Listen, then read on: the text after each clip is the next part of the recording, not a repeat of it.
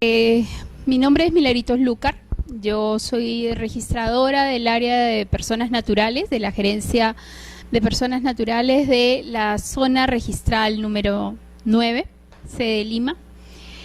Bueno, mi experiencia son varios años y lo que quiero transmitirles a ustedes es un poco el funcionamiento del registro de mandatos y poderes en esta oportunidad.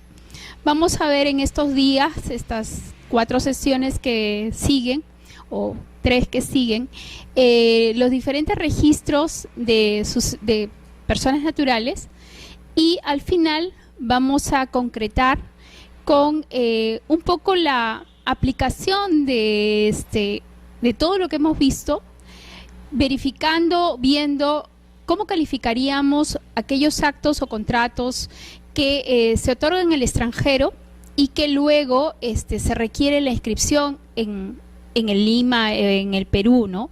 A efectos de lograr un reconocimiento. Empezamos con el registro de mandatos y poderes. Pasamos a la diapositiva. Señalando en principio, más o menos para ubicarnos, ¿no? El registro de mandatos y poderes podemos considerar 3 etapas. La primera etapa, la primera en la cual se consideraba que en ese registro debían inscribirse los poderes o los mandatos otorgados por las personas naturales, así como los mandatos o poderes que otorgaran las personas jurídicas en los supuestos en que no existiese una partida registral abierta, una hoja en la cual se hicieran sus inscripciones, como por ejemplo pasaba en ese momento con las personas jurídicas creadas por ley. Luego también con las fundaciones, las asociaciones, en las que si bien es cierto tenían una partida, la misma norma, en ese momento el artículo 137 del reglamento de inscripciones del año 36 señalaba que los mandatos y los poderes que se otorgaran por estas personas jurídicas debían inscribirse en el registro de mandatos y poderes, a pesar de que tenían su propia partida.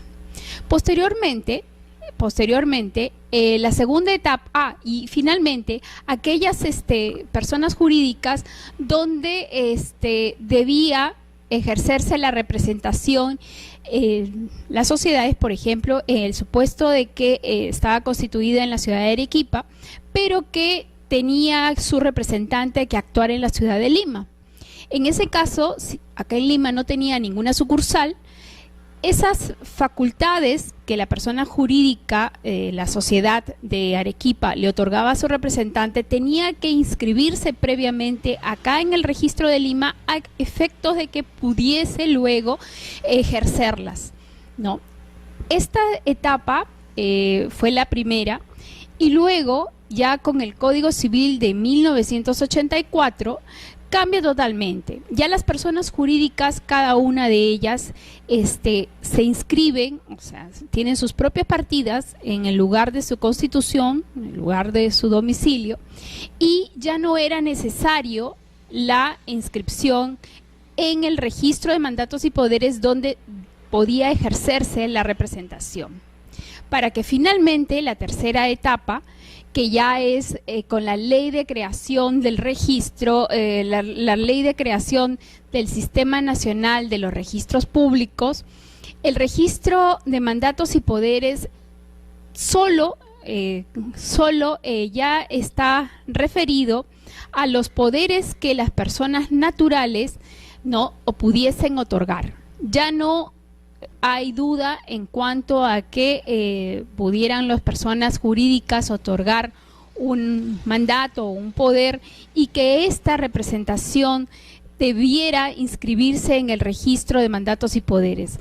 Ya no, porque ya las personas jurídicas tienen su propia partida, su propio registro, y por lo tanto su inscripción y todos los sucedáneos que pudieran darse en relación a esta representación se van a inscribir en su partida, no en la de mandatos y poderes. Así mencionamos el artículo 14 de la Ley General de Sociedades, en que los representantes, señalan, no requieren inscripción adicional para el ejercicio del cargo, ¿no?, de la representación en cualquier otro lugar. Asimismo, el reglamento de sociedades, el artículo 32, señala que los poderes solo se inscriben en la partida de la sociedad o sucursal, no son inscribibles en otra oficina registral. Esto más o menos es el marco de cómo se crea el registro de mandatos y poderes.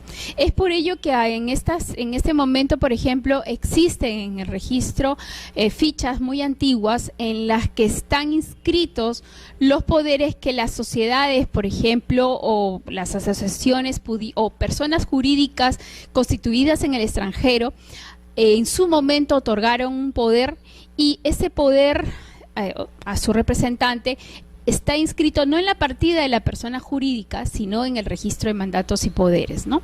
Pero como ya lo vemos, estamos viendo, ya a partir del año de la creación de la ley de la ley 26366, que crea el Sistema Nacional de Registros Públicos, registro de mandatos y poderes es exclusivamente referido a los mandatos o poderes otorgados por personas naturales.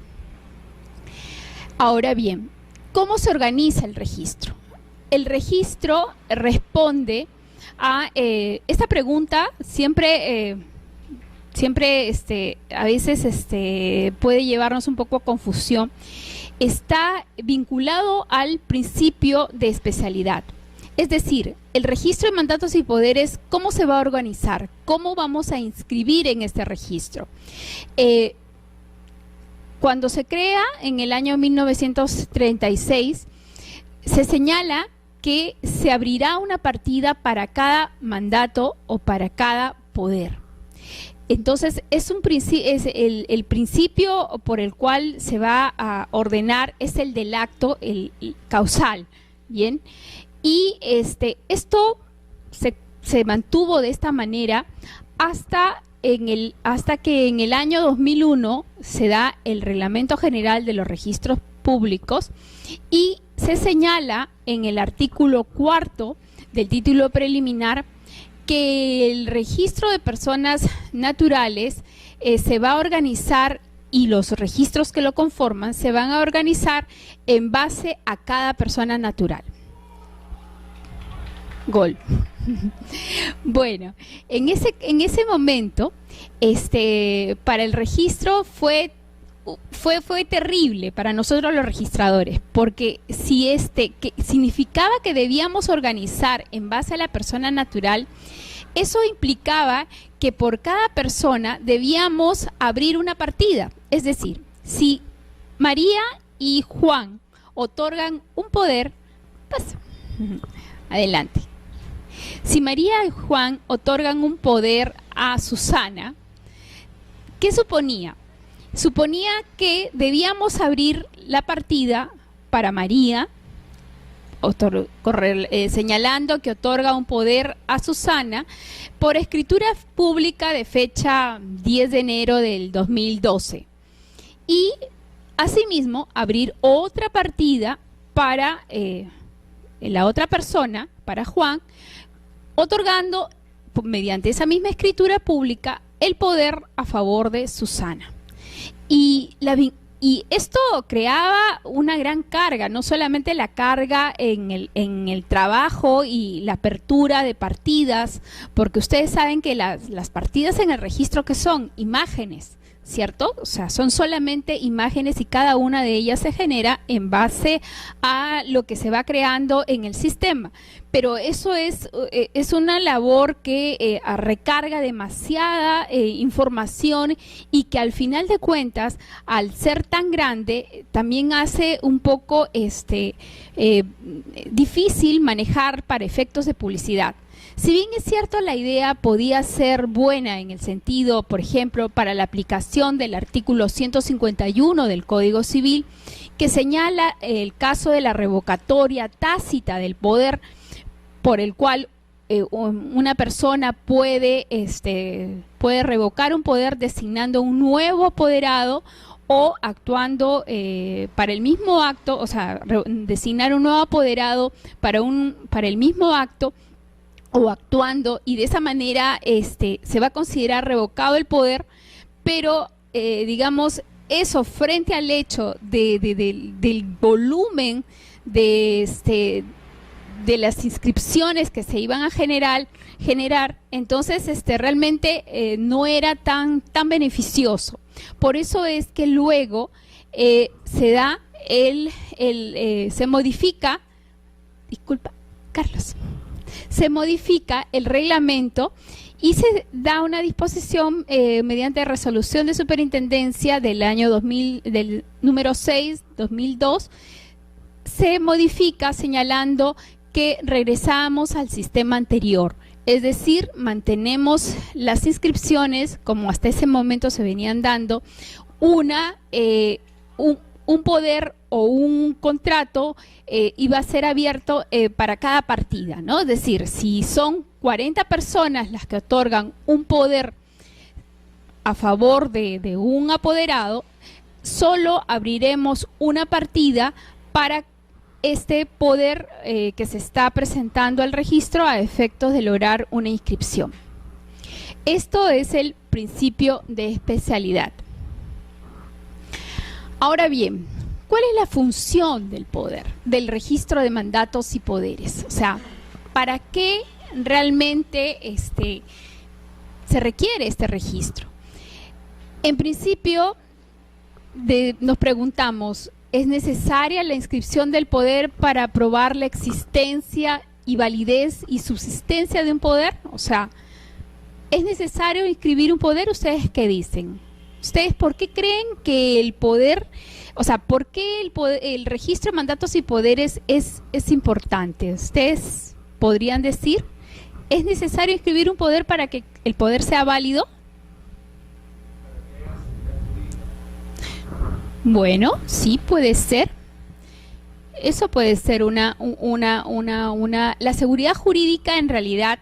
O sea, la inscripción del poder no es necesaria para que exista el poder. No es necesario inscribir el poder para que considerar que el poder requiere como un acto adicional de su otorgamiento que se inscriba a efectos de que sea válido, ¿cierto? No es. Pero sí puede ser importante en cuanto a que es una prueba, la prueba más fácil para poder verificar que existe el poder, que está vigente y que no tiene ninguna otra modificación o no tiene otra revocatoria, ¿no? Que pueda dañar la vigencia de ese poder. Pero en realidad un poder no es necesaria su inscripción. Lo que sí es, a cierto punto, sí es importante y es hasta necesaria la inscripción de la revocatoria del poder. ¿Por qué?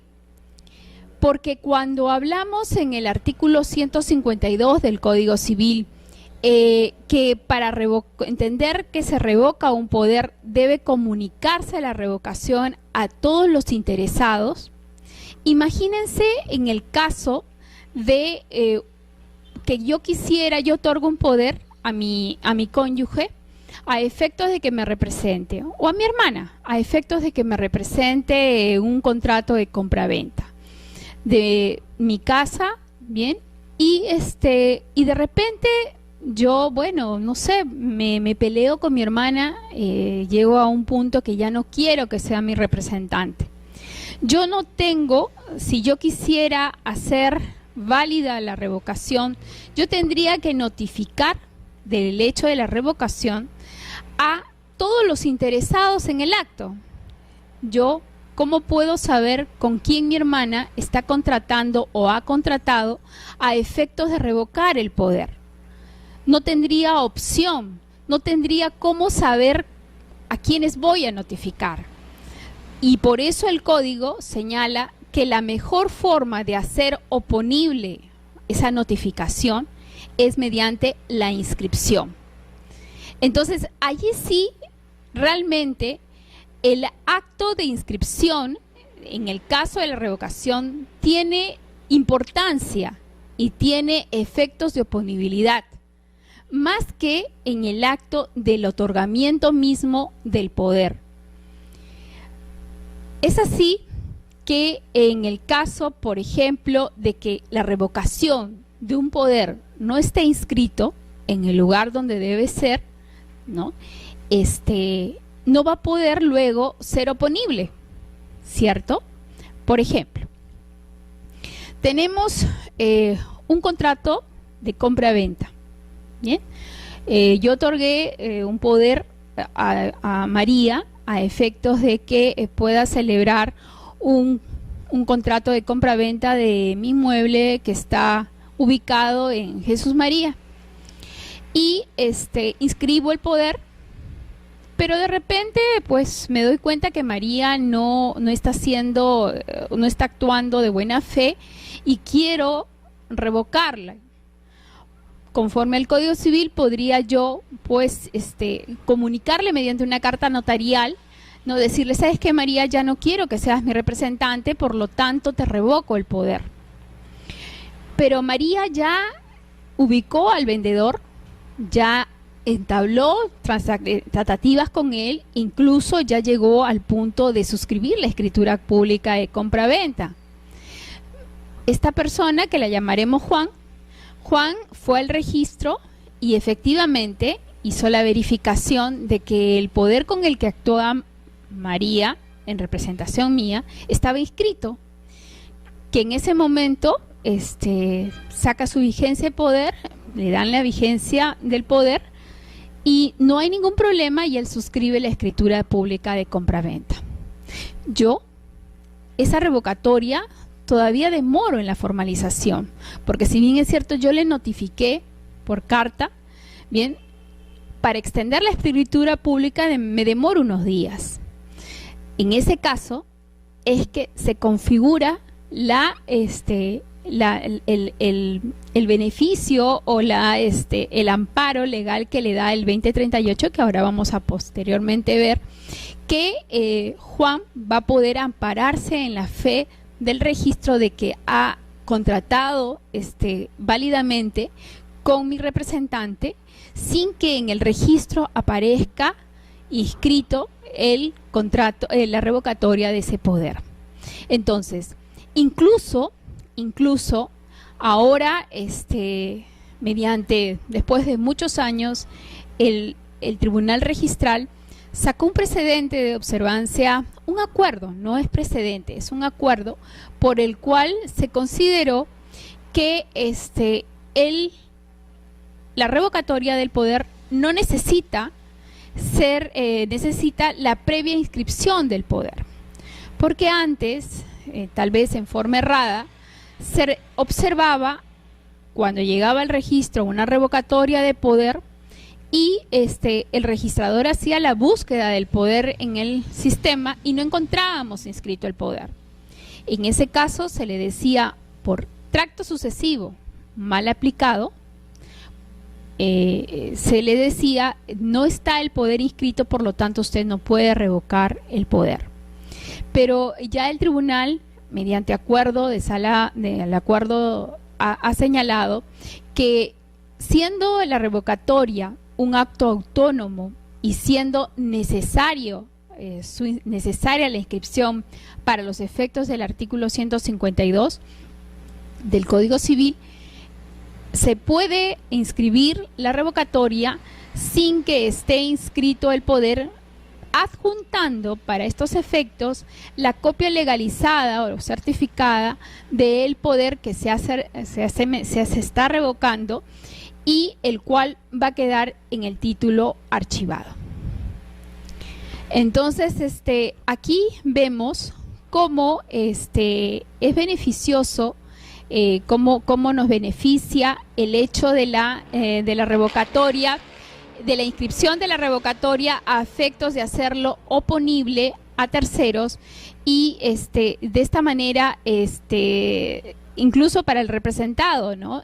De alguna manera salvaguardar que su patrimonio pueda ser, en todo caso, despilfarrado o dañado por su representante, que en ese momento ya no tiene la confianza. Porque recuerden que el poder es un acto basado totalmente en la confianza del representante, del representado con el representante, y si se agota, si se daña de alguna manera, pues el representado tiene todo el derecho de revocar el poder sin pedir ningún permiso ni anuencia de su representante.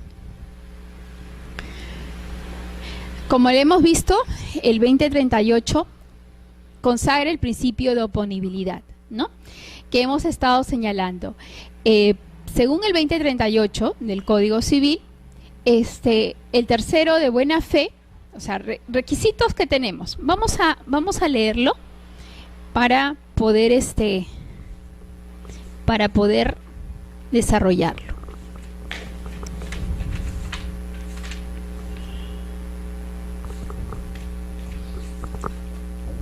¿Podrías ayudarme? Gracias. 2038.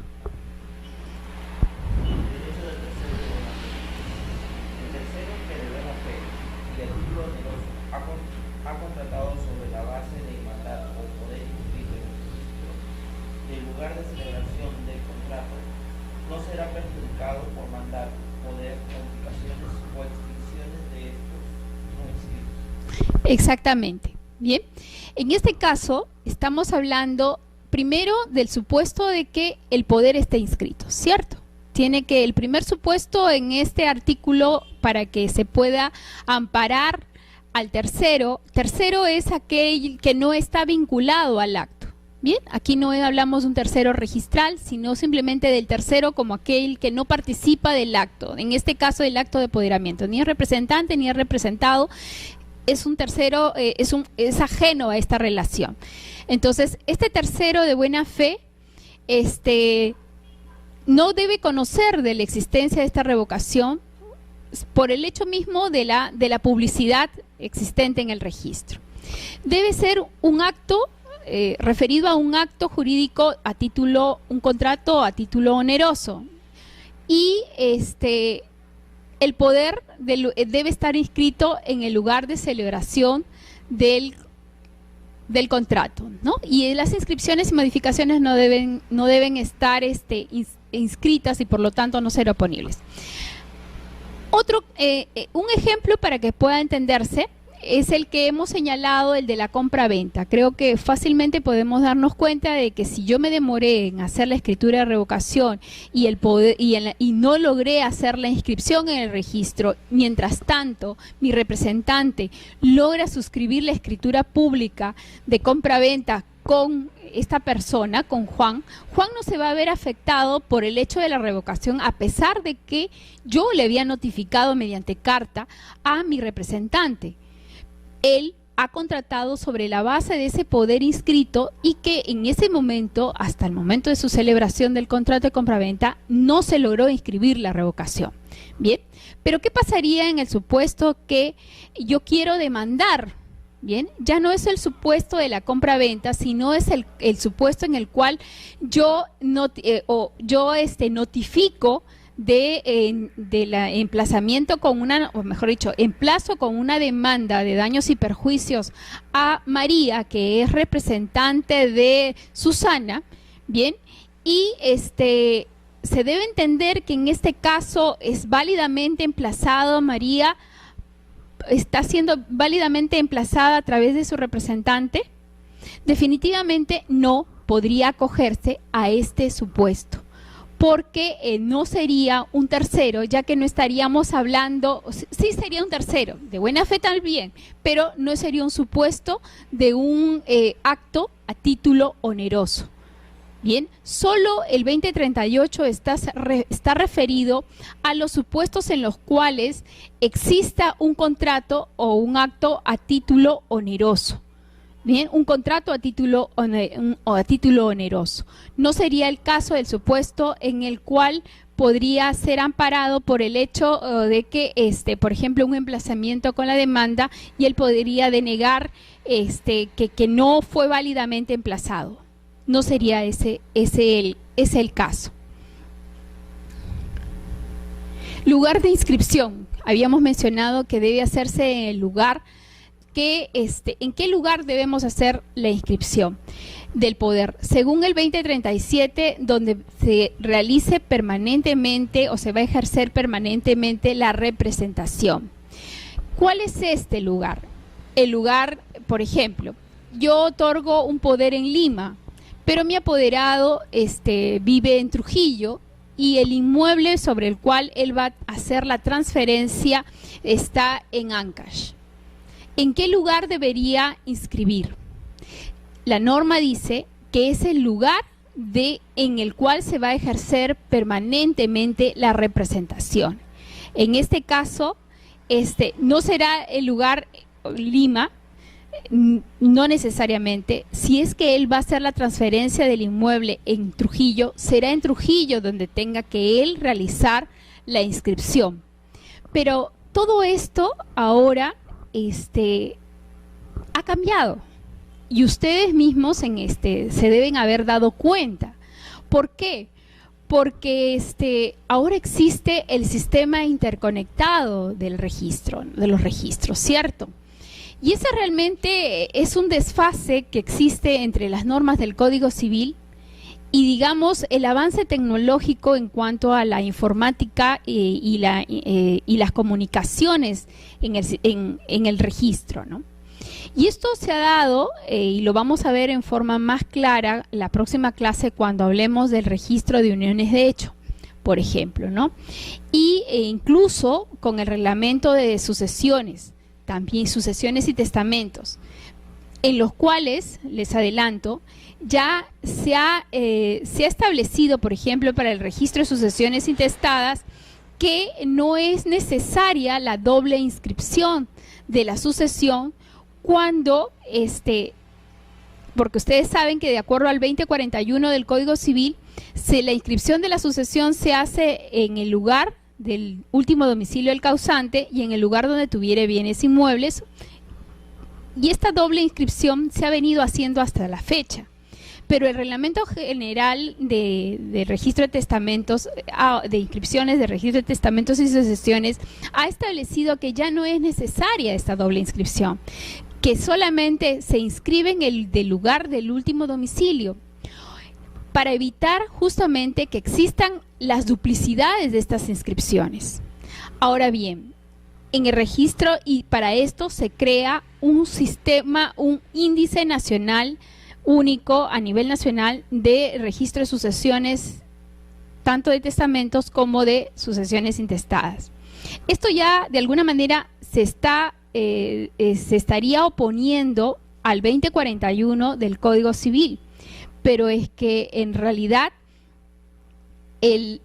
cuando se crea en el año 84 los registros, cuando se regula, se reglamenta, el legislador no tenía la más mínima idea de que en algún momento se podrían hacer inscripciones en Lima y estas luego podrían ser casi inmediatamente verificadas en otro lugar del país. Así como, por ejemplo, hacer inscripciones en Arequipa y que inmediatamente yo las puedo ver acá en Lima. Eso el año 84 era casi imposible y no se podía pensar de que existiese, de que se diese esta posibilidad de que se pudiera dar esta posibilidad y que pueda existir un registro nacional único. Entonces, eso ahora a estas alturas ha cambiado, ¿no? Y de igual manera está ocurriendo lo mismo en el registro de mandatos y poderes cuando se hacen las inscripciones, ¿no? en ese registro y es posible verificar dicha inscripción en otra oficina registral. Entonces, ¿Es necesario, por ejemplo, redefinir este concepto? Tal vez, yo creo que sí. Yo creo que una medida saludable podría ser que al momento del otorgamiento del poder, la persona pudiera determinar el lugar donde va a hacerse la inscripción, ¿cierto? Por ejemplo, si yo otorgo un poder, decir de que esta inscripción debería registrarse en la oficina de Arequipa. De esa manera, el registrado, al momento de hacer la revocatoria, ¿dónde la vamos a buscar? Solo en la oficina de Arequipa. Porque les cuento que se han dado muchos casos en los cuales, por ejemplo, un poder está inscrito en Arequipa o en Puno, y de repente se solicita la inscripción en Lima. Nuevos partes, se solicita la inscripción, se pagan los derechos. Si nosotros no hiciésemos la búsqueda de esta escritura pública a nivel nacional, porque el parte viene de Puno, yo no podría darme cuenta que en esa partida ya está inscrita la revocatoria. Y por lo tanto, ese poder revocado se está volviendo a solicitar su inscripción en otra oficina distinta. ¿A efectos de qué? De hacer un mal uso por parte de este representante del poder que se le otorgó en ese momento. Entonces, realmente yo me imagino que con las modificaciones al Código Civil se va a tener que replantear el concepto de inscripción en el lugar en el cual se ejerce permanentemente la representación, porque definitivamente la facilidad, la posibilidad de poder hacer la constatación de las inscripciones a nivel nacional está cambiando. Definitivamente esto también es un gran compromiso por parte de la SUNAR que va a tener que asumir, de poder organizar de una manera más efectiva las búsquedas que se realizan en estos registros. Entonces,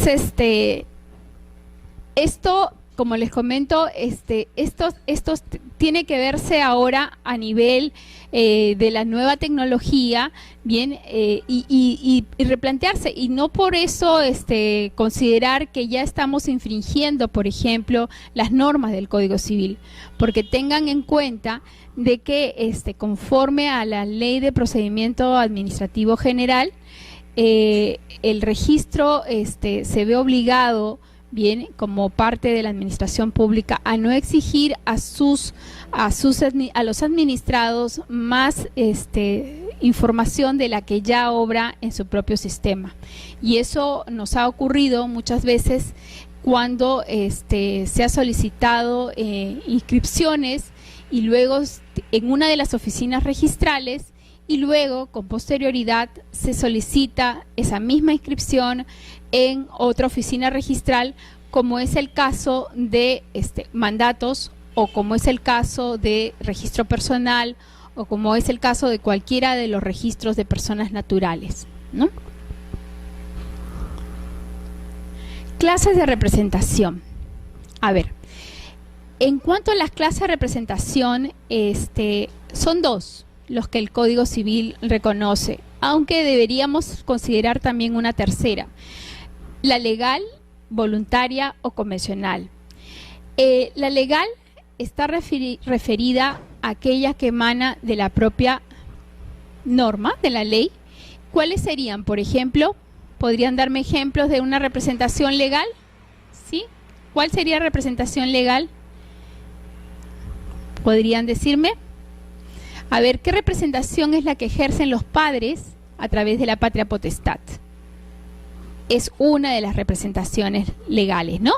O el tutor o el curador, por mandato de la ley, ellos tienen la representación del menor en caso del hijo, en el caso de la patria potestad, del tutor, del menor, que no está a cargo del padre, sino de una tercera persona que ejerce la tutela, y en el caso del incapaz, que es el supuesto del curador con respecto al curado o el incapaz, ¿no?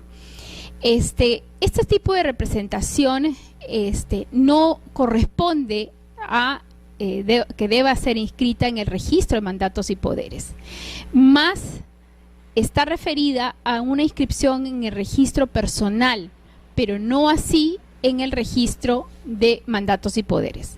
El registro de mandatos y poderes es exclusivamente referida a los poderes, actos voluntarios de representación que otorgan las personas naturales y se pueden traducir a través de un acto unilateral, como es el poder, o a través de un mandato, que es un contrato, que va a contener la representación que se está otorgando, ¿no?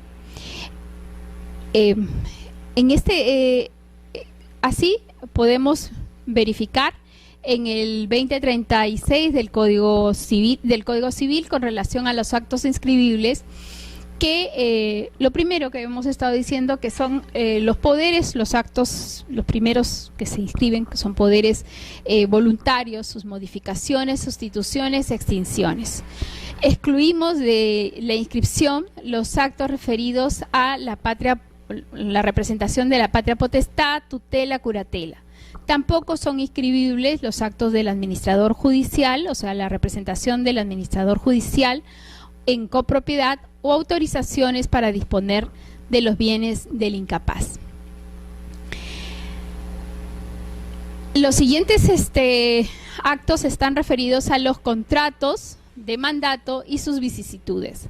Actos de mandato, de contratos de mandato con representación y sin representación. Aquí debemos señalar que en el mandato hay una obligación por parte del mandatario de ejercer la representación que el mandante le está otorgando. En este caso, el mandatario va a actuar en nombre propio, pero en interés de su representante. Y su actuación va a tener que referirse a que lo hace justamente en ese sentido, en representación del mandante. En cambio, en el contrato de mandato sin representación, este mandatario va a actuar en representación, en nombre propio, pero sin indicar, sin revelar quién es su mandante, ¿no? En este caso, el doctor Gunther González Barrón señala de que el mandato sin representación no debería ser un acto inscribible en el registro. Señala de que es un acto de interés ajeno, un acto de gestión de interés ajeno, y que no debería llegar al registro porque en realidad el mandatario actúa en nombre propio sin crear ninguna situación en el que su representado se ve involucrado con el tercero. Es el caso, por ejemplo, cuando celebra un contrato de mandato sin representación para que la señorita haga un contrato de compraventa, pero ella va a contratar va a celebrar, va a adquirir un contrato, un inmueble, por ejemplo, y ese inmueble lo va a adquirir y el tercero no va a saber que lo está comprando para mí. Simplemente celebra el contrato con ella como compradora y la persona, el vendedor, sin revelar que lo hace para mi interés, o sea, para mí. Y será en mérito a ese contrato de mandato sin representación en el que posteriormente yo exigiré que ese bien adquirido me sea asignado, me sea cedido a mí. Bien, pero esto es, digamos, por una tercera situación en el cual el tercero no va a tener cómo enterarse, cómo saber de que la persona está actuando en interés mío, porque jamás ella va a revelar la motivación que tiene en en adquirir este inmueble, ¿cierto? Esos son los famosos contratos de verdadero propietario, cuando luego se solicita la inscripción del verdadero propietario, ¿no?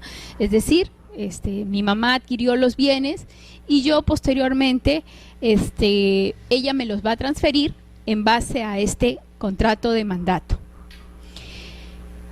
Pero bueno, muy aparte de que si el doctor Gunther o no lo considere como acto inscribible, la exposición de motivos y el mismo Código Civil señalan de que sí es un acto inscribible en el registro. Ahora bien, les voy a mostrar, y creo que ustedes lo tienen, un poco de lo que la jurisprudencia, cómo ha ido variando. Hemos señalado dentro del marco general que solamente se consideran actos inscribibles en el registro los actos de representación voluntaria que que otorga una persona a efectos de que una persona pueda realizar contratos o actos que van a recaer directamente en la esfera jurídica del representado, ¿no? En este caso hemos dicho de que no es inscribible el acto de representación legal, como es el caso de la patria potestad. En el año 2008 y mucho antes, el criterio de los registradores era simplemente no aceptar ningún poder por el cual los padres otorgaban facultades a un tercero, llámese abuelita, llámese hermana, llámese primo, etcétera, con sus nombres, claro está, por el cual una persona natural, estas personas le otorgan la representación a efectos de que representen a sus menores hijos. Actos de representación desde acudir a los procesos judiciales, autorizar viajes, acudir a los colegios, universidades e incluso autorizaciones a centros de salud para que puedan suplir su presencia mientras ellos no estuvieran, por ejemplo, en el país. Todos esos actos simplemente el registrador los denegaba y señalaban que no eran actos inscribibles. En apelación, el tribunal también resolvió en el mismo sentido, señalando de que estos actos, como son de representación legal, y están referidos a la patria potestad, la cual es indelegable, no era posible su inscripción. Les cuento de que llegó un momento en el registro de que tantos, y ustedes también se podrán dar cuenta de que la gente, acuérdense la época en la que los peruanos se iban a trabajar a Japón, ¿sí? Creo que todo el mundo terminó yéndose. Y en esa época, ¿no?, los padres dejaban a sus hijos encargados con familiares y era necesaria tener una representación para esos niños, para que no quedaran desamparados. Ahora, definitivamente no se podía nombrar tutor, porque para nombrar tutor, el 502, 503 del Código Civil establece que los padres tienen que, debe existir solo un padre, el otro debe haber fallecido. Y por lo tanto, no encajaban en los supuestos legales a efectos de poder nombrar un tutor. Porque los padres estaban presentes, sino que, digamos, el hecho era de su ausencia, que podía ser solamente momentánea, temporal, tenía que alguien suplir esa representación mientras los niños estaban fuera de su poder, ¿no?, de su tenencia. Entonces, incluso los padres que se iban y luego pedían por sus hijos. ¿Quién iba a autorizar la salida del menor? Esa autorización de viajes, ¿quién la podía hacer? Entonces, tuvimos que en muchos de los casos replantear los registradores si aceptábamos o no dicha inscripción. Y fue así donde se tuvo que optar por ejemplo, actos muy personales, por ejemplo, la autorización de viaje o la de representación en actos administrativos, incluso las procesales, sí aceptábamos y sí hemos aceptado inscribir en el registro. otros referidos ya de alguna manera una delegación total de la patria potestad, esos actos ya demasiado amplios, esos sí se han denegado y se deniegan la inscripción. Les cuento como anécdota que eso fue en el registro de Lima, aquí en el CR Bagliati, se cambió de esta manera el criterio. Mientras que en el Callao sí mantuvieron este criterio y denegaban las inscripciones. Entonces todos los poderes que se podían presentar al Callao, al final, como se dieron cuenta que en el Callao no lograban la inscripción, trasladaban y solicitaban la inscripción en Lima, a efectos de lograr esta inscripción necesaria definitivamente, ¿no? Entonces, este criterio tan drástico, de alguna manera tan tajante, de que no se aceptaba, fue variando tanto en el registrador como también en la segunda instancia. Y la segunda instancia modifica esa primera resolución, ese criterio en la primera resolución, señalando que en la medida que se otorguen facultades y que no haya una delegación total de la patria potestad, el padre se desentienda totalmente del menor, definitivamente sí pueden lograr una inscripción en el registro, ¿no? Lo mismo ha pasado, este cambio de criterio se ha dado con los actos referidos a la curatela. Este es referido al administrador judicial de bienes que definitivamente no se inscribe en el registro de mandatos y poderes, sino en todo caso corresponde la inscripción en el registro de inmuebles. Yo les cuento de que el registro de mandatos y poderes realmente su función, como le hemos estado viendo, de que si requiere o no la inscripción, si podemos resaltar por qué se inscribe, sí podemos decir que es por la prueba de la existencia, una mejor o más fácil prueba de la existencia y suficiencia del poder. En este momento, por ejemplo, hay poderes que vienen del extranjero, como lo vamos a ver más adelante, que no necesitarían inscribirse a efectos de ser oponibles, de poder surtir sus efectos. Pero los funcionarios de la administración pública, por ejemplo, llámese de la ONP, llámese de cualquier otro organismo del Estado, piden previamente la inscripción del poder a efectos de poder luego verificar que el representante actúa conforme al poder. ¿Por qué? Porque el registro es la mejor prueba, por ejemplo, de calificar los actos si han sido o no válidamente otorgados. Es el caso, por ejemplo, de un poder que viene del extranjero, ¿no? Ante un funcionario, llámese el notary public, o tal vez o un notario español, o cualquier otro notario, o autoridad correspondiente, que viene con la correspondiente cadena de legalizaciones, pero que al momento de querer ejercerlo se solicita previamente la inscripción para justamente facilitar esta prueba de que el poder existe, ¿no? De que este poder es válido, que es suficiente y que el representante puede actuar con con la seguridad, y más que nada por la seguridad que le brinda a la persona con la cual tiene que interactuar, ¿no? Entonces, he allí la importancia ahora de que el registro de mandatos y poderes, pues, es una prueba realmente de que esa inscripción de ese poder es válido, es suficiente y que no tiene ninguna modificación. En el caso de la curatela, como les he estado mencionando, tampoco es un acto que sea inscribible en el registro. Pero, y así lo recogió, por ejemplo, esta resolución del año 97, en el que señala de que no es inscribible por el carácter público del cargo, el poder que pudiera otorgar el curador. Pero este criterio luego en el año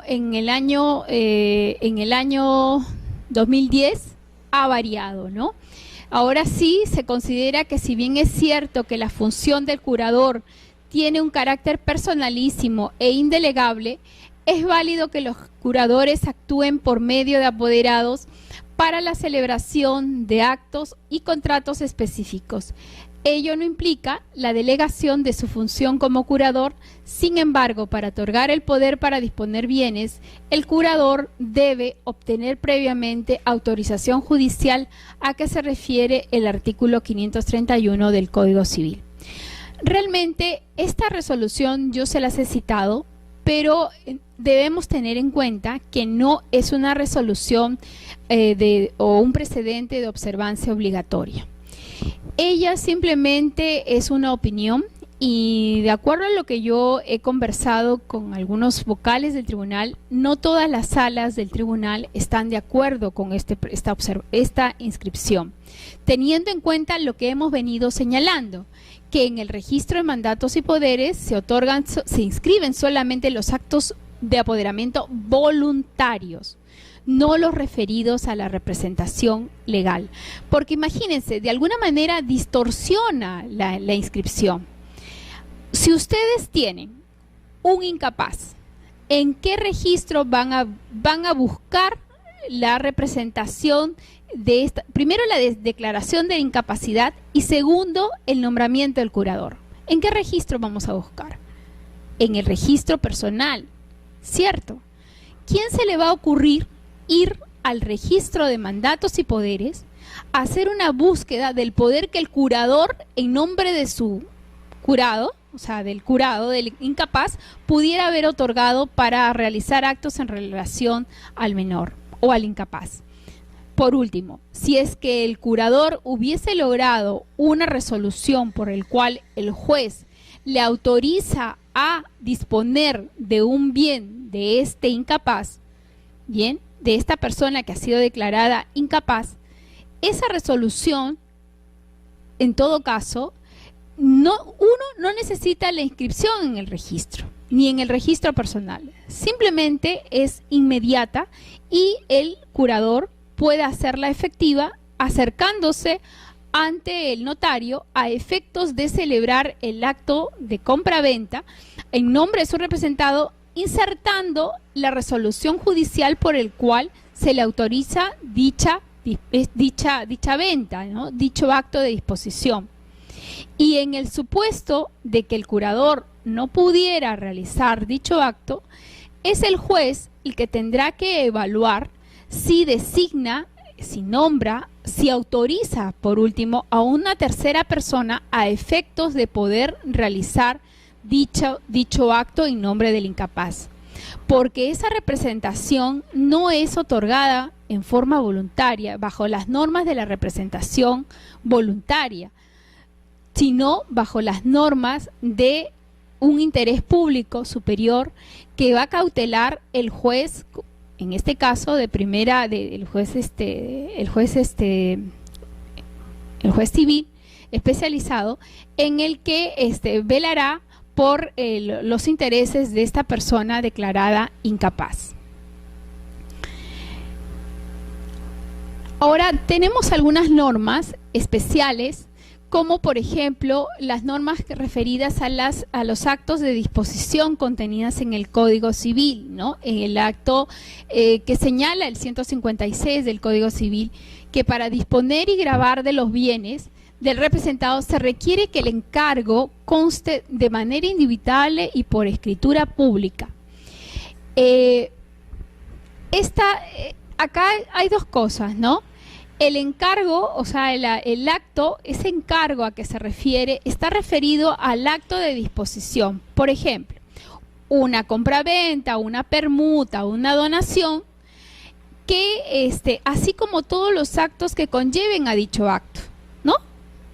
Por ejemplo, si por escritura pública se faculta a disponer de determinado bien, eso debe constar en la escritura, digamos la formalidad. El acto formal será la escritura pública, y la indubitabilidad debe constar en la declaración de voluntad para poder disponer del bien. Bien, no solamente es decir, de manera genérica, sino que debe constar indubitablemente. No significa tampoco que debamos señalar cuál es el bien que se debe disponer, a eso no se refiere, sino que debe ser preciso el acto de disposición a que sobre el bien que va a recaer. Y el acto de matrimonio es otro acto que requiere de la escritura pública para la identificación, para poder contraer matrimonio, ¿no? Es el supuesto en el cual yo voy a contraer matrimonio y debo señalar por escritura pública a la persona con la que voy a contraer. O sea, no puedo decir te autorizo para que contraigas matrimonio con mi vecino, sino que debo designar a esa persona, o te autorizo para que contraigas matrimonio con la persona que tú designes. O sea, definitivamente eso no es posible. Es necesaria la designación y la identificación de la persona con la que se va a contraer matrimonio. Para no hacerlo aburrido, díganme, ¿qué hasta este momento tienen alguna interrogante, alguna pregunta para seguir avanzando? Porque vamos a entrar a lo que es el poder irrevocable. ¿Alguna pregunta sobre los temas que hemos venido desarrollando?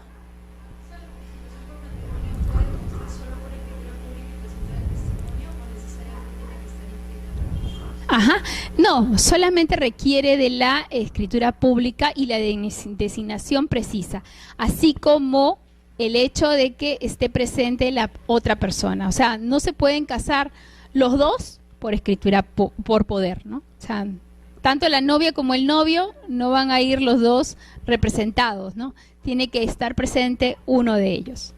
O sea, tendrán que ver. Pero esto se ve bastante, por ejemplo, ¿no? Las personas que están en el extranjero y que no pueden venir y necesitan otorgar un poder a efectos de que contraigan matrimonio acá, ¿no? ¿Alguna otra pregunta?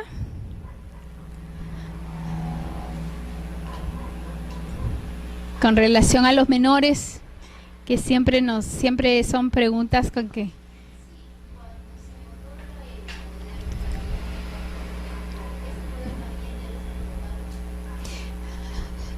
No, ¿ves? Hemos visto de que en realidad la inscripción, la obligatoriedad de la inscripción no la hace el hecho mismo del poder, sino las personas que te exigen que tú inscribas el poder, ¿no? O sea, los funcionarios, autoridades que te piden previamente inscribe el poder a efectos de hacerlo. Definitivamente, si lo inscribes y luego pues ya no lo necesitas o ya no lo quieres, es mejor que acudas al registro a efectos de revocar dicho poder, ¿no? Y eso es lo que ocurre muchas veces, la gente se olvida de los poderes que otorga, ¿no? Y luego, pues vienen los problemas cuando el apoderado, por viveza o no, puede hacer mal uso, o incluso los supuestos en los cuales las personas, o sea, no es el apoderado mismo. Nos ha tocado casos en los cuales se otorgó el poder a María, pero María murió, y por ahí que hay alguien que se enteró que la señora pues había otorgado el poder a María y suplantan a María, ¿no? Entonces suplantan a María a efectos de hacer viable ese poder y poder actuar de mala fe, ¿no?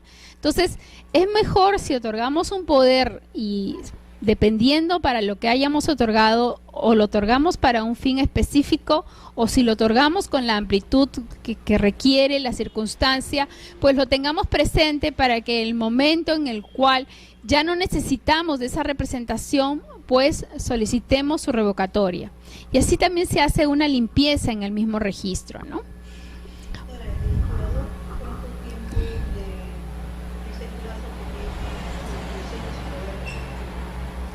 El curador en realidad es designación judicial, ¿no? O sea, en la otra semana vamos a ver el caso del poder, de la designación del curador, Pero es el supuesto de que una persona es declarada interdicta, un mayor de edad, y se suple esa incapacidad de esa persona a través de un tercero que es el curador. El plazo de su ejercicio es indefinido y muchas veces, en el caso de los menores de edad, es el padre el que tiene la representación a través de la patria potestad, y si tuviera un tutor, también dicha designación será válida hasta que el menor adquiera la mayoría de edad, en el cual cesa dicha incapacidad, ¿no? Esa incapacidad. Claro, los padres no, porque acuérdate que la tutela es una figura supletoria de la patria potestad y solo se va a dar en la medida que no estén los padres.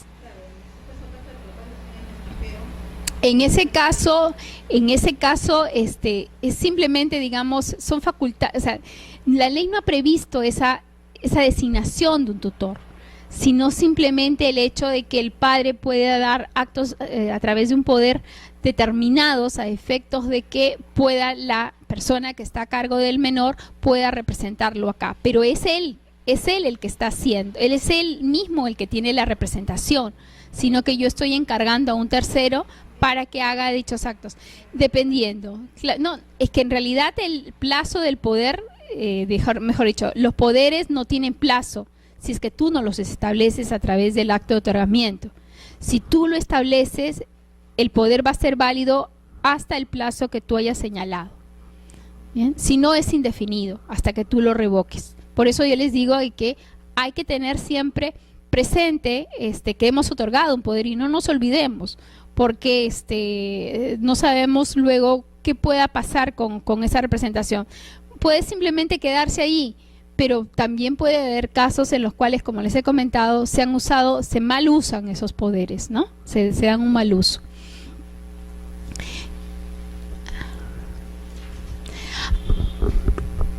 Como ya hemos visto, a efectos de calificar los actos celebrados por representante de personas naturales, no es exigible el poder. Este es un precedente de observancia obligatoria. Es el caso, por ejemplo, yo hago una compraventa en nombre de mi cónyuge. Lo presento al registro de propiedad y hasta antes de este precedente de observancia obligatoria, el registrador me decía: ah, ya, usted me está presentando una actuación a través de representante, inscriba previamente el poder en el registro de mandatos y poderes, ¿no? Entonces, usted, mientras tenía la observación, tenía que presentar el poder, el parte correspondiente al poder en el registro de mandatos y poderes a efectos de lograr la inscripción. ¿Y qué pasó en este caso? Si más no recuerdo, sobre la base de esta resolución es que se da este precedente. No recuerdo bien, pero más o menos era así. El representante presentan la compraventa al registro y sale la observación de que previamente se inscribe el poder, y mientras se iba a inscribir el poder, resulta que la representada revoca el poder. Entonces, cuando luego se quiere se quiere hacer la inscripción, ya no se pudo hacerle, se inscribe el poder, pero llegó la revocatoria. Entonces el registrador le deniega la inscripción de la compraventa. Entonces, cuando el título se va en apelación, el tribunal resuelve indicando que el registrador de predios no debió exigir la previa inscripción de ese poder, porque la representación no es necesaria, para este caso de representación, no es necesaria la inscripción a efectos de que el poder tenga validez, tenga vigencia, ¿no?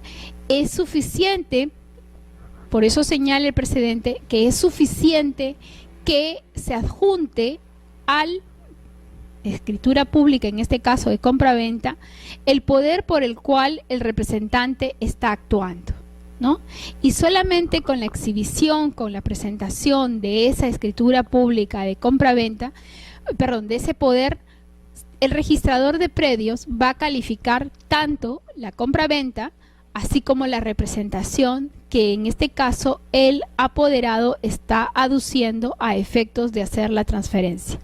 Entonces, ahora ya no es necesaria la previa inscripción, simplemente ustedes adjuntan a su escritura pública de compra-venta el poder que los autoriza a efecto de celebrar ese acto y no van a necesitar la inscripción previa.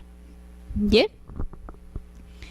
Y el registrador pues va a tener que calificar tanto el poder como la compra-venta a efectos de lograr la inscripción.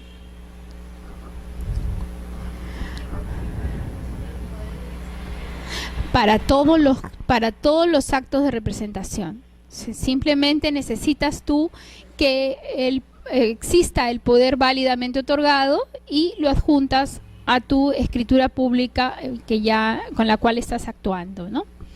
Ahora, ese carácter no obligatorio de la inscripción del poder tiene sus excepciones. Por ejemplo, la norma de reglamento de asuntos no contenciosos para el caso de separación convencional y divorcio ulterior sí expresamente señala de que si se actúa con poder para ese procedimiento de divorcio, el poder debe estar previamente inscrito. Bien, en este caso sí es necesario, por ejemplo, ese es un puesto en el cual sí la norma te exige la inscripción del poder para el por qué realmente, no sé, es un tanto como lo hemos señalado, ¿no? Para que la municipalidad, en todo caso, o el notario, pues tengan por válida la representación, le piden la previa inscripción, pero en realidad no debería, ¿no?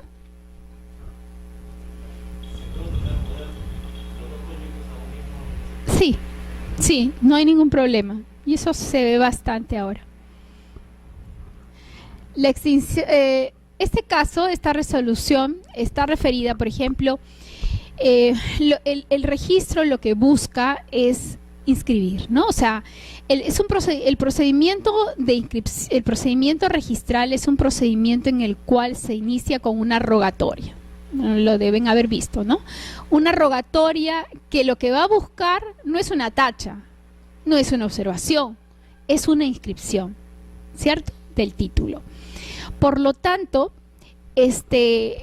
debemos buscar siempre que el registro sea dinámico, sea mucho más expeditivo, ¿no? Y en este caso, ¿qué pasó? Que el poder se trataba de un registro por el cual la señora decía que era propietaria de un inmueble, ¿no? Y el registrador entró al registro de predios y dijo, perdón, pero usted no es propietaria de ese inmueble. Usted no podría otorgar poder como lo está haciendo para disponer de ese bien, porque conforme yo estoy verificando en la partida del registro de propiedad, usted no es propietaria. Entonces, plop. En principio yo no lo hubiera observado, ¿no? Pero bueno, la observación fue esa. Entonces, el sentido de la resolución fue eso. ¿Hasta dónde podemos nosotros los registradores hacer la calificación del acto de otorgamiento de poder? O sea, nosotros debemos inmiscuirnos y calificar si el vehículo efectivamente tiene esa placa o tiene esas características del motor, serie, color, capacidad, no sé. O en el caso del inmueble, si efectivamente el inmueble colinda con determinados medidas perimétricas, con determinado inmueble o no sé, tiene determinadas características, debemos nosotros hacer esa calificación del acto mismo de otorgamiento de poder cuando inscribimos. Definitivamente no, porque eso está referida a la declaración de voluntad del otorgante. Si hubo error en la declaración, pues tenemos la aplicación del artículo 48 de la ley del notariado, ¿cierto? O sea, cualquier declaración, aclaración, modificación de una declaración efectuada a través de una escritura pública solo se realiza mediante otra escritura pública. Entonces, si hubo error en esa declaración, pues en su momento vendrá la rectificación. y aparte de que el registrador no está en esa capacidad de hacer ese tipo de calificación.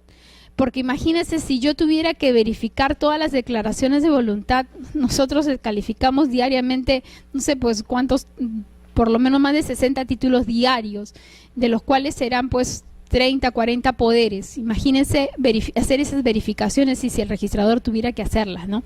Entonces, en este caso, la resolución justamente se señala de que el acto de apoderamiento compete al registrador verificar las titularidades invocadas por el poderante respecto de los bienes inscritos mencionados en el instrumento, debiendo limitarse la calificación de la validez del acto, la capacidad del otorgante y el cumplimiento de los requisitos formales exigidos por la normativa sobre la materia. Más o menos sobre este caso, tuve un caso muy peculiar y a ver, me gustaría su opinión. Fue el caso de un padre que otorga poder a sus 3 hijos, 2 de los cuales mayores de edad, ¿no? María con DNI tanto, José con DNI tanto y Jaime, que es menor de edad, bien, y que en todo caso el poder será vigente a partir de que él cumpla los 18 años de edad. ¿Ustedes consideran que este acto de apoderamiento es válido o no es válido? ¿Qué les parece? ¿Quiénes dicen que sí es válido en relación a Jaime? Porque definitivamente en relación a los mayores de edad no habría ningún inconveniente, ¿no? O sea, no tendríamos duda de que sería válido. Pero ¿qué pasaría con Jaime, que es menor de edad, tiene 16 años, y que el poder que le estoy otorgando ahora, señalo de que será ejercido, le otorgo lo invisto, pero que en todo caso será ejercido cuando él cumpla los 18 años? ¿Qué es lo que consideran ustedes? ¿Que sería una válida designación? Porque el poder va a estar vigente, o sea, un poder vigente a partir de la fecha de su otorgamiento, ¿cierto? ¿Podríamos considerar que está supuesto a condición o no? ¿Sí? ¿Sería una válida designación? Como también podría otorgar un poder y decir que me reservo el derecho, otorgo tales facultades y me reservo el derecho a designar el apoderado en una próxima escritura pública de acá a 3 meses. ¿Sería el mismo supuesto o no sería el mismo supuesto? ¿Cuánto consideraríamos que sería válida en el caso, sería válida la designación de este menor de edad como apoderado o no? ¿Qué opinan?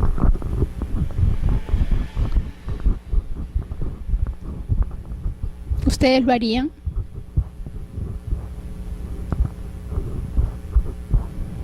¿Mm?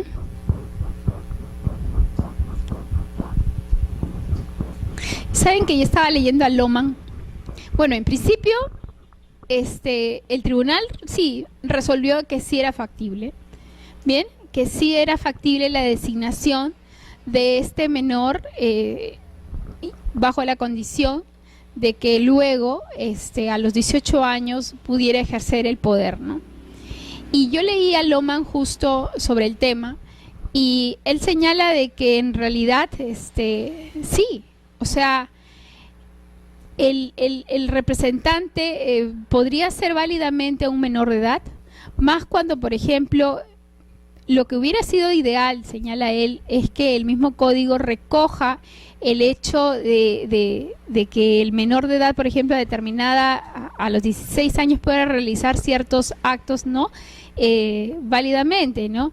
En este caso también hubiera sido tal vez válido el designarse un periodo en el cual podría considerarse como sería, mejor dicho, podría considerarse que es factible que un menor de edad pueda ser representante de una persona, ¿no? Total, es la base del poder, como hemos señalado, es la confianza. Y si yo, como poderdante, como representado, considero que este menor de edad puede actuar en mi nombre y representación, pues sería válido, ¿no? Bajo mi propia responsabilidad, que yo designe como tal a esta persona, este menor, y que yo asumiré las consecuencias de esa representación otorgada, ¿no? Pero bueno, son matices que a veces llegan así, cosas medias extrañas al registro. La aceptación del poder.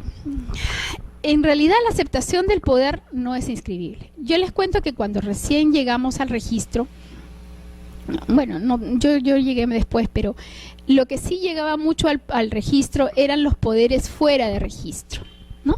Los poderes fuera de registro, es decir, no estaban incorporados en el protocolo notarial, y por lo general eran los poderes que venían de los consulados, ¿no? Los cónsules no tenían mayor conocimiento de las labores notariales, y lo que hacían era simplemente un poder con firmas legalizadas, y eso se llegaba acá, y definitivamente cuando se presentaba no accedían al registro porque le faltaba la forma, la formalidad de la escritura pública. Entonces, ¿qué se hacía? El apoderado comparecía al notario, ante el notario, y lo insertaba, ¿no? Aceptaba el poder acepto el poder otorgado por mi representado de Estados Unidos mediante escritura, mediante documento de fecha tal, y lo incorporaban a la escritura pública mediante el inserto. Entonces, aparentemente se había logrado la formalidad de la escritura pública, con lo cual se iba a lograr la inscripción.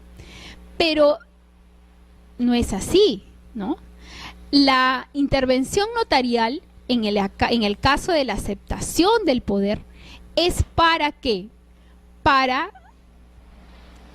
la comparecencia, la fe de la comparecencia en el acto de apoderamiento, en el acto de aceptación del poder, que es muy diferente a la fe que da el notario cuando comparece una persona para el acto de otorgamiento, que en este caso no estaba recogida en la escritura pública, ¿cierto? Entonces, ese inserto del poder fuera de registro en una escritura pública de poder de aceptación no podía lograr la inscripción porque le faltaba la formalidad de instrumento público que tenía el poder. Ahora, y esto, bueno, eso fue al inicio. Ahora sí, ya por lo general se usa esto cuando, por ejemplo, el poder viene es un documento extranjero, ¿no? Pero en realidad tampoco, pues, siempre es necesaria la presentación del original del poder mismo para efectos de la inscripción. Ahora tenemos la revocatoria. Bueno, como hemos visto, es un acto autónomo. Ya les he señalado que es un acuerdo pleno en el cual solamente adjuntamos la copia certificada del poder, y de esa manera, pues, si el poder no está inscrito, igual la revocatoria va a lograr su inscripción.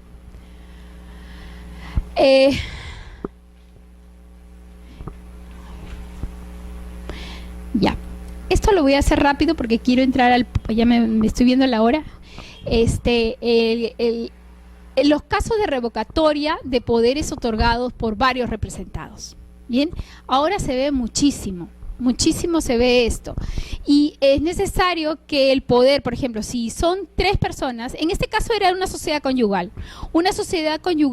que otorgó un poder y de repente comparece solo la esposa y revoca el poder.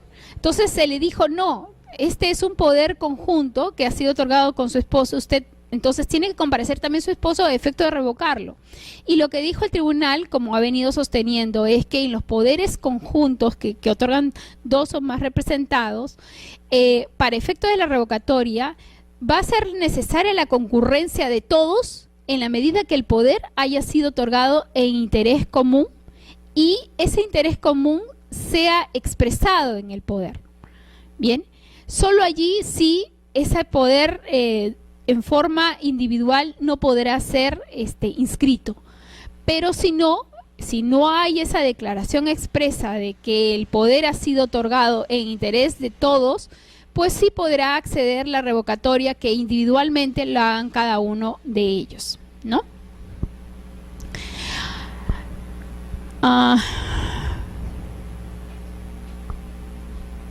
Ya, es lo mismo que les acabo de decir.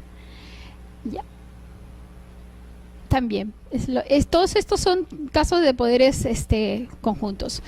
La extinción.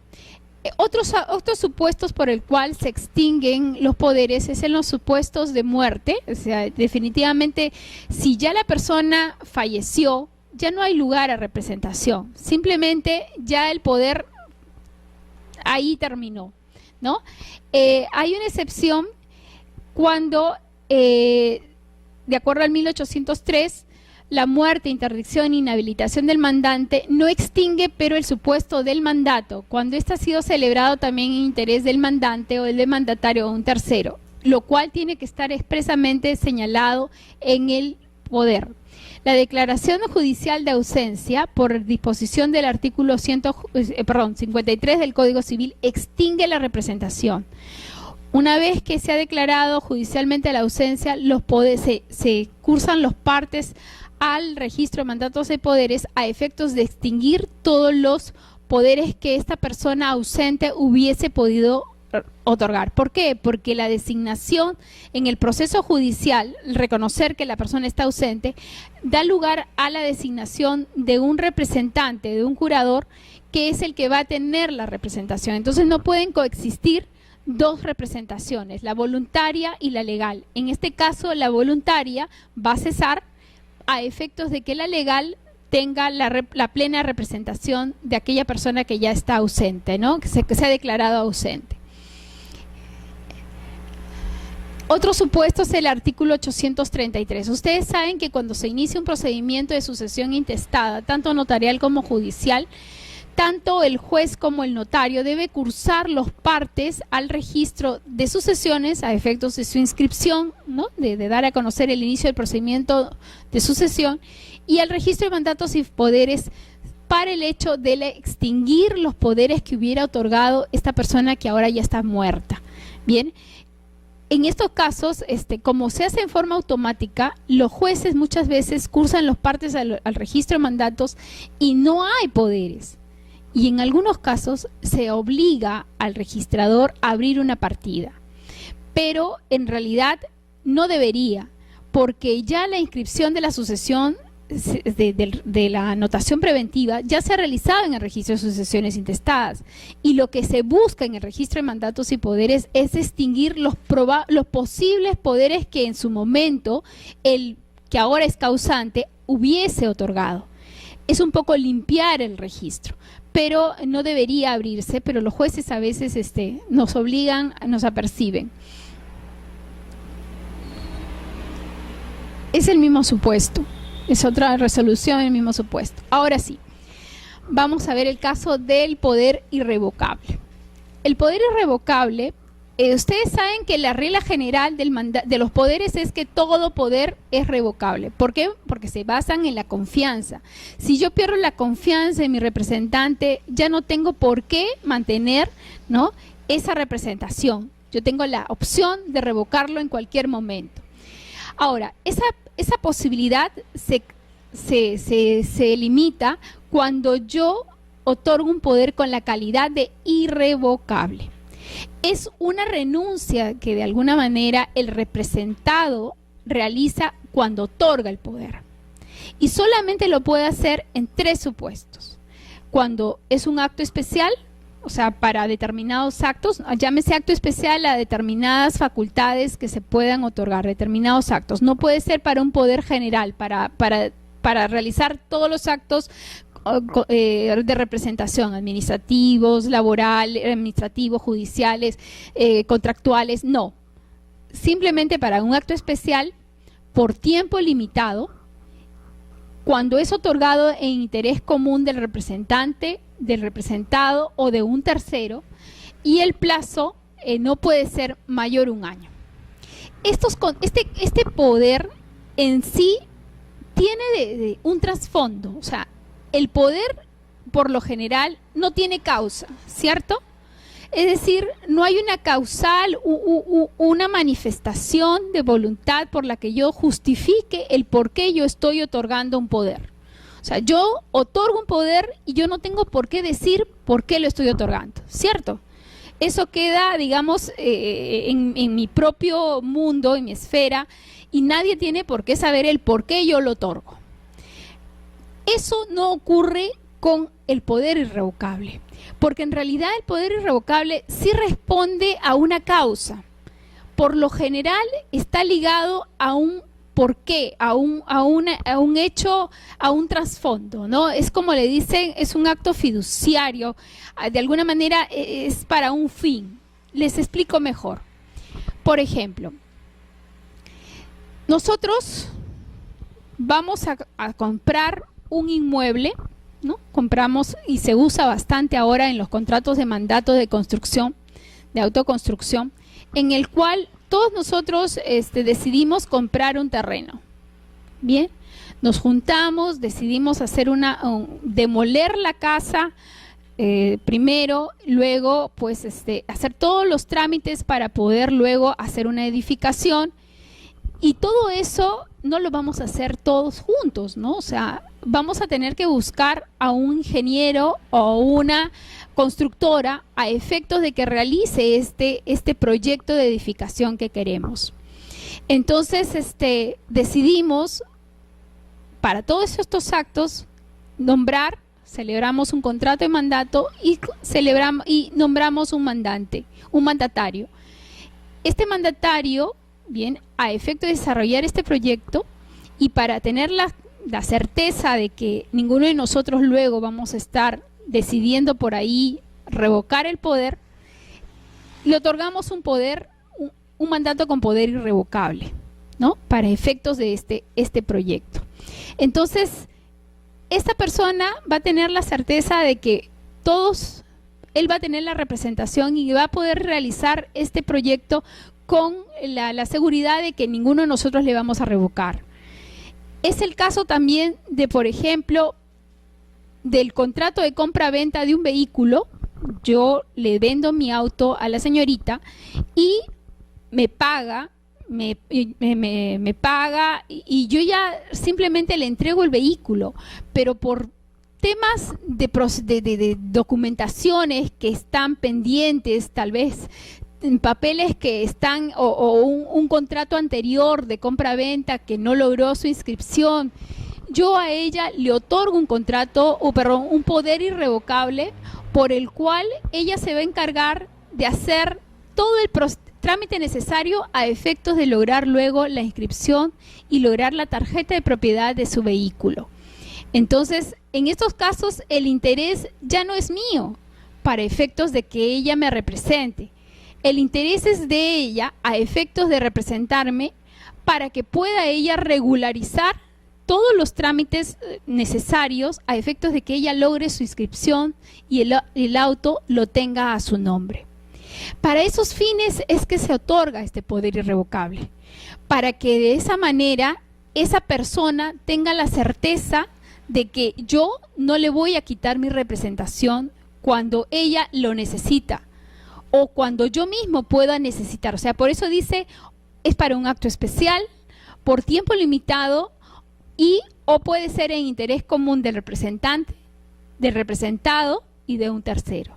En el caso de la compra-venta, mi interés es también por mí, ¿no? Para que ese auto, ya que ella lo va a tener, lo va a usar, pues las papeletas que le puedan poner a ella por manejar el auto, ya no vengan a mí, ¿no? O sea, pues ella asuma la total responsabilidad de la conducción de ese vehículo. Por lo tanto, este poder irrevocable hace que yo de alguna manera renuncie a la posibilidad de revocar el poder y que en este plazo la única, digamos, ella va a tener la certeza de que ese poder va a estar vigente.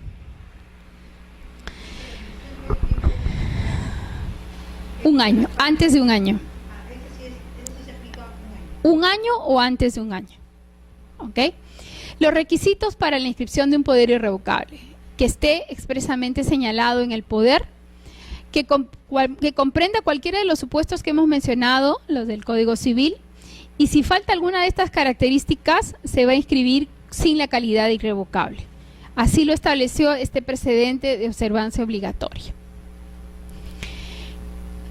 Pero todo lo que hemos visto tuvo un problema muy grande y muy complicado en el registro, porque salió esta directiva que trató de interpretar y de ordenar, o sea, de hacer normas relativas a la inscripción del otorgamiento y certificado de vigencia de poderes irrevocables. Establece que el plazo de 1 año se consideraba referido al poder mismo y no a la cláusula de irrevocabilidad. ¿Qué pasó? Yo les cuento. Ustedes saben que esto que acabamos de mostrar, de señalar cómo se otorga un poder irrevocable, para qué fines, yo les he dicho que es la renuncia que yo hago a la posibilidad de revocar, ¿no? Y que no puede ser mayor a 1 año. Pero esa es una cláusula, una característica la cual yo coloco en este poder, ¿cierto? O sea, yo estoy calificando este poder, le estoy dando una cualidad a este poder en el cual yo renuncio de alguna manera a revocar este poder por el plazo que he señalado y por tener la calidad irrevocable. Pasado ese plazo del año que el poder puede ser irrevocable, ese poder se convierte ¿en qué? En revocable, ¿cierto? Y va a estar vigente todo el tiempo que yo no exprese mi voluntad de revocar ese poder. Esto cambió con la directiva. Esta directiva confundió dos cosas. Señaló, en principio, que todos los poderes que tuvieran la característica de ser en interés común de representante o representado, de ser para un acto especial o ser de un plazo determinado, todos eran irrevocables. Y que una vez, esa era una de las confusiones, y la siguiente era considerar que una vez vencido el plazo de irrevocabilidad, por ejemplo del año, caducaba el poder y obligaba al registrador a extender el asiento de inscripción por el cual señalaba que el poder había caducado. Es decir, suplía la voluntad del representado, señalando, o sea, que no manifestaba ninguna voluntad en cuanto a la vigencia de ese poder, y decía, ese poder ya caducó. Entonces, todo esto era, evidentemente, está contrario a las normas, al Código Civil, y esto llevó a un pronunciamiento del tribunal. ¿Recuerdan que salió en el 2006 la resolución del Tribunal Constitucional por el cual se le otorgó a los órganos, a los tribunales con competencia nacional y colegiados, que pudieran declarar la inaplicabilidad de las normas de inferior rango a la Constitución?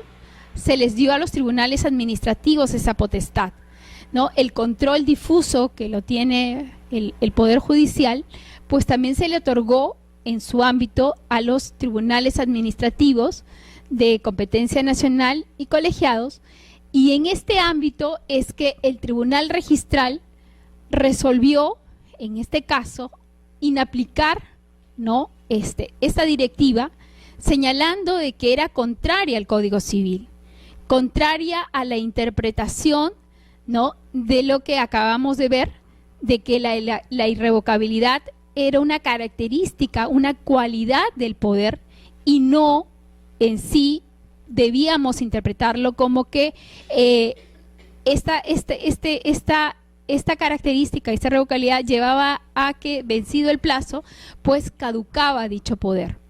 Bien, y esa fue esta resolución que declaró la inaplicabilidad de esta directiva, que posteriormente, en el año 2008, ya se resuelve mediante esta resolución del SUNARP, en el que declara derogar la resolución 463, que establecía justamente esta interpretación errónea, ¿no?, del código. Felizmente, bueno, pero hubo todo un problema, porque se imaginen cuántos poderes se han revocado. O sea, por aplicación de esta directiva no se han revocado, se han extinguido Exactamente, ¿no? Durante todo este periodo, desde el 2002 hasta el 2008, fueron 6 años en los cuales se malinterpretó. Fue realmente un caos, porque pues por eso es que llegó a la confusión de pensar que el poder tenía un plazo de vigencia, y no. O sea, el poder es vigente mientras no lo revoquemos, ¿no? Salvo que hayamos estipulado un plazo o una circunstancia por el cual el poder deja ya de tener efectos, ¿no? Pero si no, nuestra voluntad se tiene que manifestar a través de una escritura pública en la cual declaremos la revocación de dicho poder. ¿Bien? Ahora, sobre el poder irrevocable. ¿Podemos revocar un poder durante el plazo de vigencia del mismo? De un poder irrevocable. O sea, el poder irrevocable lo otorgo por un año. Al tercer mes presento la escritura pública de revocación. ¿Podría revocarlo? Porque hemos dicho que el poder se basa en la confianza, ¿cierto? Si bien es cierto, yo otorgué un poder con la calidad de irrevocable por un año para que vendan o para que celebren un mutuo hipotecario, pero yo le pierdo la confianza a mi representante, ¿lo podría revocar? Antes del año del poder.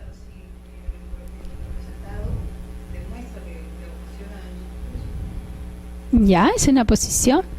¿Se podría? ¿Ustedes qué piensan? ¿Cuáles serían su posición? Bueno, en realidad no existe una posición unánime. Hay dos posiciones. En principio, por ejemplo, para el doctor Lohmann, considera que uno podría revocar, bien, y esta revocatoria, si causa algún perjuicio o algún daño, pues sería indemnizable. Eso es lo único que podría el representante, bien, poder alegar en todo caso o reclamar en su momento.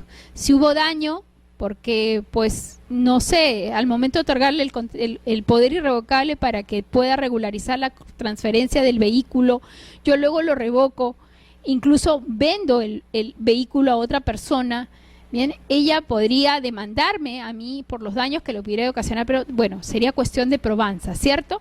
Ya en la vía judicial. Y hay otra posición que también es la que ha mantenido otro grupo en el tribunal, porque esto ha sido materia de apelación, es que el poder irrevocable no es revocable. El poder irrevocable no es revocable si no ha vencido su plazo, porque esa renuncia que hace el representado, pues la hace con conciencia. Si yo me otorgo un poder con esa calidad, yo tengo que ser consciente que en ese plazo yo no voy a poder revocarlo. Por ejemplo, es el caso, imagínense, de los casos de la autoconstrucción. Uno de ustedes, no sé, pues X motivos, decide malograr nuestro proyecto de construcción y quiere revocar el poder contenido en ese mandato. O sea, ¿nos vamos a ver perjudicados todos nosotros? Fíjense el interés común que existe acá. O sea, ¿debería el registrador acceder y lograr aceptar esa inscripción? Realmente es un problema, ¿no? O sea, no hay posición, bien, no hay una posición única en el registro. O sea, hay resoluciones de los dos sentidos, en los que se ha admitido la revocación del poder y en los que no se ha admitido. En muchos casos, la última resolución es considerar que si existe, aparte del interés del representado, existe otro, como sería el caso de nuestro poder, no debería acceder a la revocación. Bien, y para otro grupo es sencillamente, si el poder fue otorgado con la calidad de irrevocable, simplemente no se revoca. Bien, simplemente no se revoca. Entonces, hay que tener en cuenta esto a efectos de que al momento de que otorguemos un poder, pues saber en qué circunstancias y a qué nos atenemos cuando lo otorgamos, ¿no?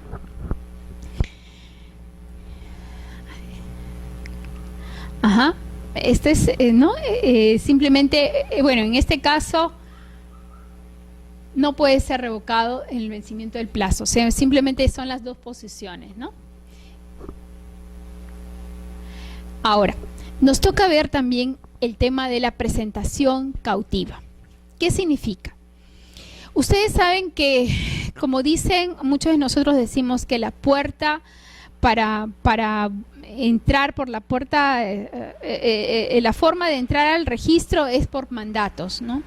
Casi toda la gente cuando trata de ser estafar o causar algún daño, un perjuicio a tercero, mejor forma de legitimar ese acto que puede dañar a un tercero es a través de un poder, ¿no? Y se presentan poderes falsos. No saben la cantidad de falsos que llegan al registro. Poderes que son, pero si ustedes ven la firma del notario, es la misma, ¿no? O sea, bueno, creo que han visto los reportajes en televisión, y yo tengo un caso que no es el de este notario Galvarín, Octavio Galvarino de Pasco, sino otro en el cual ustedes ven la firma del notario y ven y la del poder que se inscribió, son igualitos. O sea, es idéntico. Yo, cuando tuve que hacer mi descargo en la policía, yo le decía, por favor, realicen el peritaje, ¿no? Porque se dan muchos casos en que los notarios de provincia los tienen allí en una urnita, ¿no? Porque están tan viejitos, ¿no? Y de verdad que le ponen cualquier cosa y firman. Entonces, o sea, abusan de la buena fe y de la confianza a sus propios trabajadores, sabe Dios, ¿no? Quienes abusan y sacan firma del notario de documentos que realmente no están en el protocolo, ¿no? Entonces, y eso llega al registro y luego vienen y te dicen, ese poder es falso, ¿no? Ese poder no corresponde. Entonces, pero ahí ya nosotros no somos peritos, ¿no? O sea, nosotros tratamos con la mayor diligencia, incluso se llega a hacer llamadas telefónicas en las que el mismo notario, o sea, en la misma notaría te contestan de que sí, efectivamente sí se ha otorgado, cuando después tiene la sorpresa de que ese poder no está en el protocolo notarial. Entonces sabe Dios quién te contestó, ¿no?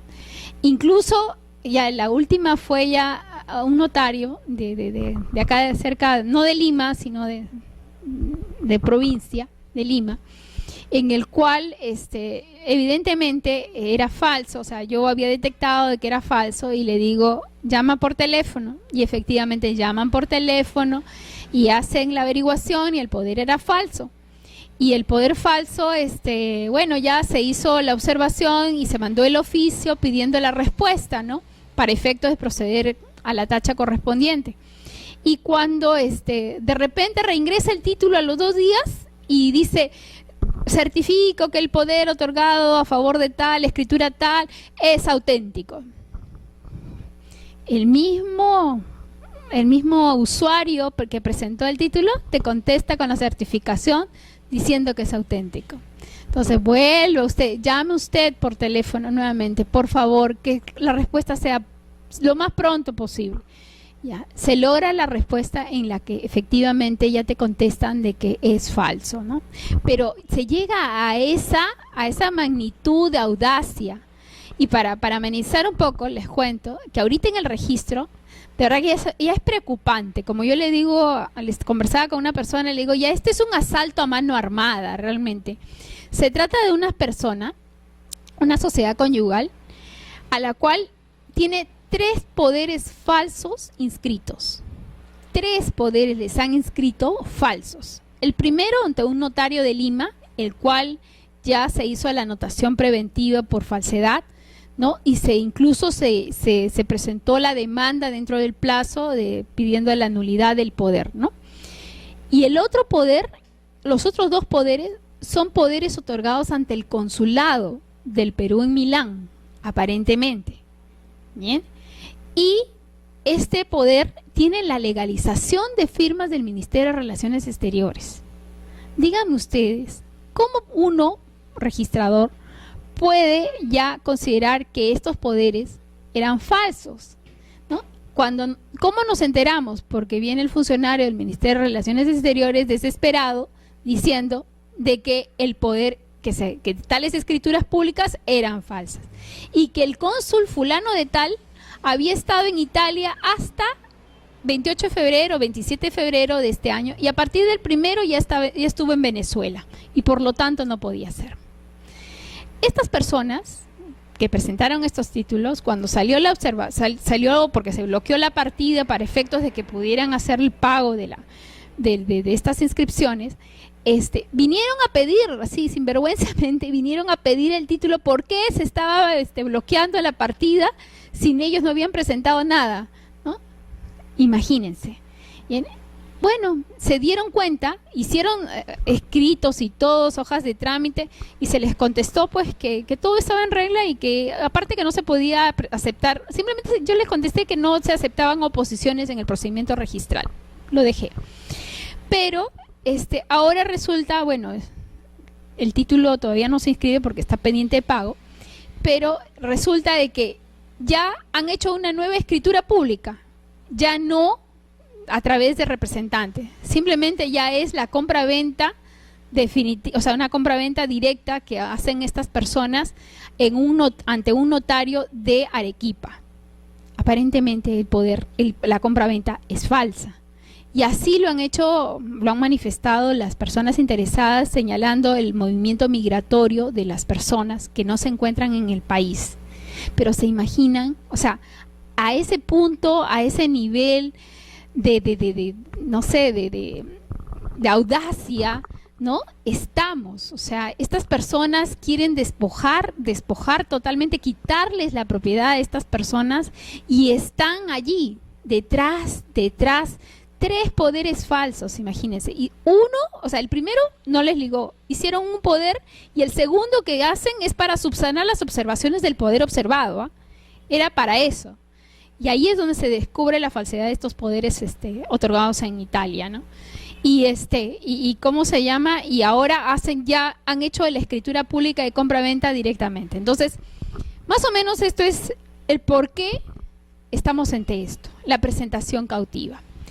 Eso es lo que motivó a que se buscara de alguna manera que los notarios mismos, a través de sus representantes, ellos o a través de sus representantes, hicieran las presentaciones al registro.